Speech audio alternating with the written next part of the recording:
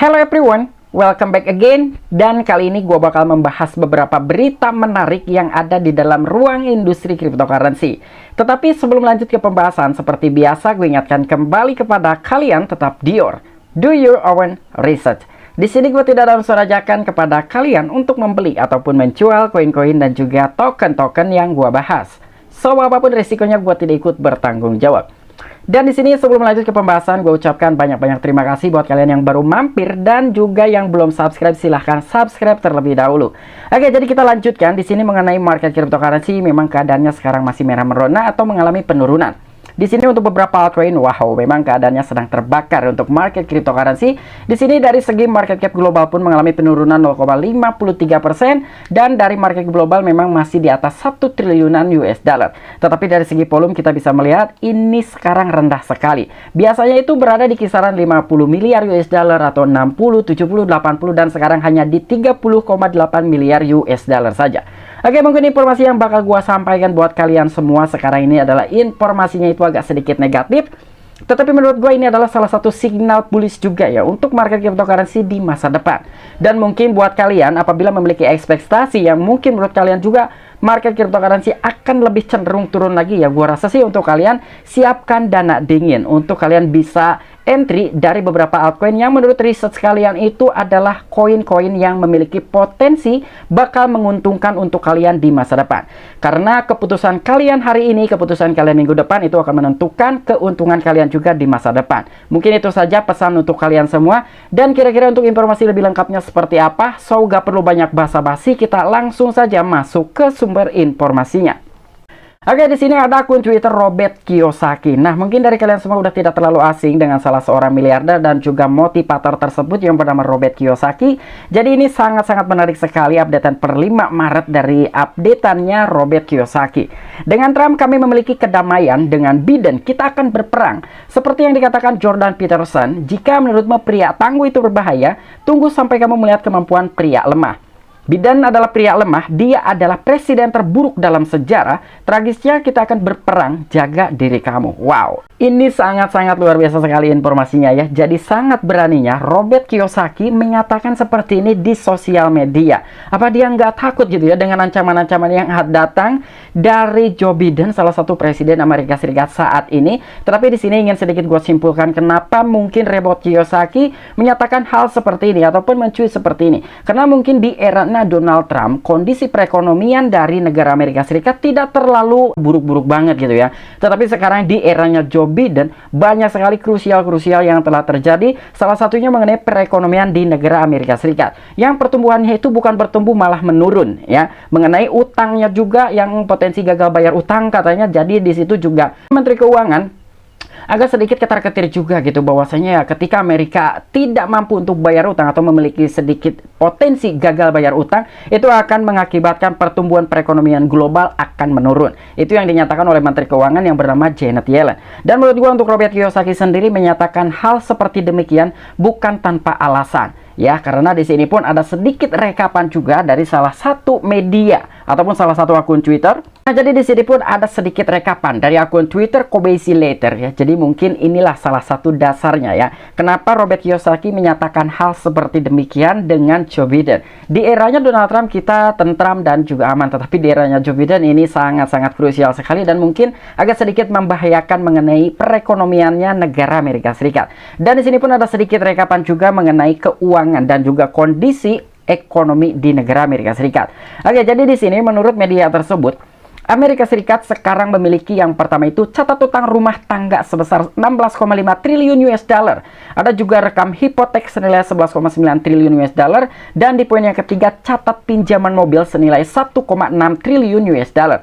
Dan di poin yang keempat mencatat 986 miliar US dollar dalam utang kartu kredit. Dan bahkan kesimpulannya di sini total utang hipotek sekarang lebih dari 2 kali lipat puncak tahun 2006. Jadi perbandingan hutang piutang negara Amerika Serikat mengenai hutang hutang piutang pada tahun 2006 dan juga tahun 2023 sekarang ini mengalami kenaikan 2 kali lipat. Wow, ini tragis sekali ya informasinya. Dan sementara itu 36% orang Amerika memiliki lebih banyak hutang kartu kredit daripada tabungan dengan saldo meningkat paling cepat sejak tahun 1999. Dan di sini juga ini semua sementara tingkat hipotek baru mencapai 7,1% dan tingkat utang kartu kredit mencapai rekor 24,9%. Kami memerangi inflasi dengan utang, ini tidak bisa berakhir dengan baik. Wow, ini sungguh-sungguh di luar logika sekali gitu ya. Sementara perekonomian negara Amerika Serikat yang mungkin sekarang menjadi induk perekonomian dari beberapa negara-negara yang menggunakan US dollar, tetapi ternyata sekarang agak sedikit bobrok mengenai perekonomiannya dan juga warga negaranya yang memiliki piutang sangat tinggi sekali ya. Jadi di sini 36% itu orang Amerika memiliki lebih banyak hutang kartu kredit daripada dengan saldo tabungannya. Ya mungkin tidak salahnya kita berhutang ketika memang tujuan kita berhutang itu untuk mengembangkan perusahaan kita atau mungkin untuk investasi. Tetapi ini salah ya, mereka itu berhutang yang mungkin untuk biaya konsumtif, itu yang salah. Sebetulnya hutang piutang itu tidak terlalu dipermasalahkan ketika memang kita bisa menggunakan dengan baik dan juga benar, apalagi bisa memberikan suatu keuntungan. Tetapi dengan berdasarkan fakta dan juga berita seperti ini, gua rasa ini adalah harus kita waspadai ya dengan perekonomian negara Amerika Serikat saat ini. Walaupun untuk Indonesia sendiri tidak ada kaitannya sama sekali, tetapi mengenai industri cryptocurrency dan juga investasi ini sangat berpengaruh ya untuk aset-aset berisiko, dan salah satunya adalah cryptocurrency. Dan di sini pun ada salah satu media yang diangkat oleh newsbitcoin.com, lagi-lagi Robert Kiyosaki speak up, mengatakan ekonomi dunia diambang kehancuran, peringatan bank runs, tabungan beku, dan juga bail-ins. Nah, memang informasinya agak sedikit mengerikan, agak sedikit negatif, tetapi ternyata apa yang ada di dalam sebuah isi media tersebut dan juga artikel ini menurut gua adalah salah satu sinyal bullish untuk market cryptocurrency ataupun mungkin aset-aset berisiko yang lainnya. Nah, jadi di sini penulis terkenal buku laris Rich Dad Poor Dad, Robert Kiyosaki, mengatakan ekonomi dunia berada di ambang kehancuran. Dia memperingatkan investor tentang risiko bank run, tabungan beku, dan bail-in yang mungkin terjadi selanjutnya. Artinya buat orang-orang yang memang bermain di deposito gitu, untuk intinya yang berkaitan dengan perbankan gitu ya, ini harus berhati-hati ya untuk di masa depan gitu, karena menurut Robert Kiyosaki sendiri ekonomi sekarang sedang diambang batas ya. Tetapi bagaimana dengan aset-aset berisiko dan seperti cryptocurrency? Di sini Robert Kiyosaki tentang runtuhnya ekonomi dunia, penulis Rich Dad Poor Dad yaitu Robert Kiyosaki kembali dengan peringatan yang lebih suram tentang ekonomi dunia. Rich Dad Poor Dad adalah buku tahun 1997 yang ditulis bersama oleh Kiyosaki dan Sharon Lechter. Itu telah masuk dalam daftar penjualan terbaik New York Times selama lebih dari 6 tahun, lebih dari 32 juta eksemplar, buku yang telah terjual dalam lebih dari 51 bahasa di lebih dari 109 negara. Dan Kiyosaki mengatakan pada hari Selasa bahwa ekonomi dunia berada di ambang kehancuran, memperingatkan beberapa risiko yang dapat merugikan investor, dan dia juga di sini men-tweet. Jadi apa yang telah disampaikan oleh Robert Kiyosaki ya, perekonomian dunia di ambang kehancuran, berjalan di bank selanjutnya, tabungan dibukukan, dan juga bail-in berikutnya. Namun melihat dengan adanya sebuah informasi seperti ini dan juga bagaimana mengenai kesimpulan yang ada di dalam sebuah artikel ini, jadi di sini kesimpulannya adalah dia kemudian mendesak investor untuk membeli perak. Anda dapat membeli koin perak asli dengan harga sekitar 25 US dollar katanya. Menambahkan bahwa dia tidak menghasilkan uang ketika orang mengikuti sarannya. Dan membeli koin perak, penulis terkenal menekankan, saya hanya ingin Anda siap untuk apa yang akan datang.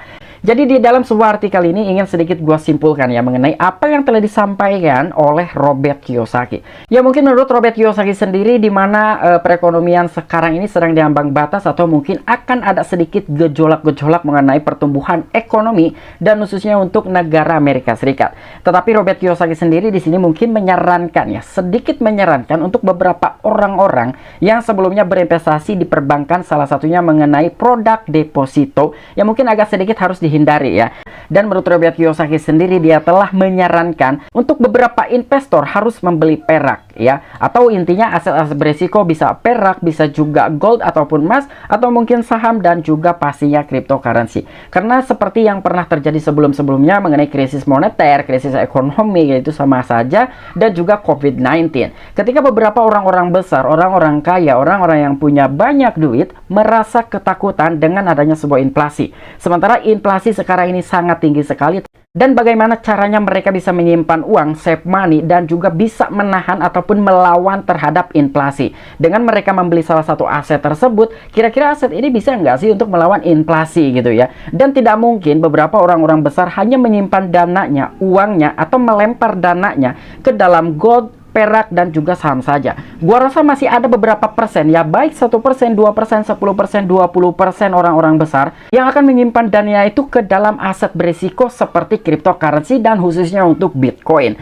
Karena yang kita tahu tahun 2021 pasca pandemi COVID-19 itu bergejolak, harga daripada Bitcoin new all time high ya. Sementara menurut untuk gua sendiri ya, kenapa gua masih yakin terhadap Bitcoin bakalan new all time high, selain adanya sebuah halving Bitcoin dan juga beberapa isu-isu negatif yang akan memberikan suatu signal positif ya, seperti ini ya. Ini menurut opini gue pribadi saja dan juga spekulasi gue aja. Tetapi apabila kalian memiliki tanggapan ataupun opini pribadi, silahkan tuliskan di kolom komentar. Tetapi gue masih memiliki keyakinan kenapa isu ini negatif tetapi akan berdampak positif terhadap market cryptocurrency, karena tidak mungkin semua orang hanya menyimpan dananya ke dalam perak, emas, dan juga saham saja. Pasti ada sebagian kecil, entah 1%, 2%, atau mungkin banyaknya 10% yang akan menyimpan dananya ke dalam cryptocurrency, salah satunya adalah Bitcoin. Ya, semoga saja sih ini bisa menjadikan suatu kenyataan. Karena menurut gua sendiri Bitcoin itu adalah sifatnya deflasi, bukan inflasi. Dan untuk Bitcoin sendiri adalah dari total supply-nya itu sudah absolut dan juga sudah dipastikan tidak akan ada percetakan kembali ataupun unlimited. Tetapi untuk supply daripada Bitcoin itu stagnan, hanya sekitar 21 juta koin saja ya. Sementara sampai dengan saat ini peredaran supply daripada Bitcoin masih di kisaran 19 jutaan atau mungkin 18 juta sekian. Ya, jadi inilah kesimpulan apa yang bisa gue dapatkan dengan berita negatif saat ini, tetapi akan menjadikan sinyal bullish untuk market cryptocurrency dan juga aset-aset berisiko yang lainnya ketika memang ini suatu saat akan terjadi. Tetapi gue tidak mendoakan ini terjadi, tetapi ya mungkin itulah yang bisa gue sampaikan dan juga bisa gue simpulkan. Oke, mungkin ini aja informasi yang bisa gue sampaikan kepada kalian. Kurang dan lebihnya mohon maaf. Sampai jumpa, saksikan di the next video-video selanjutnya. Salam cuan, salam profit, bye bye.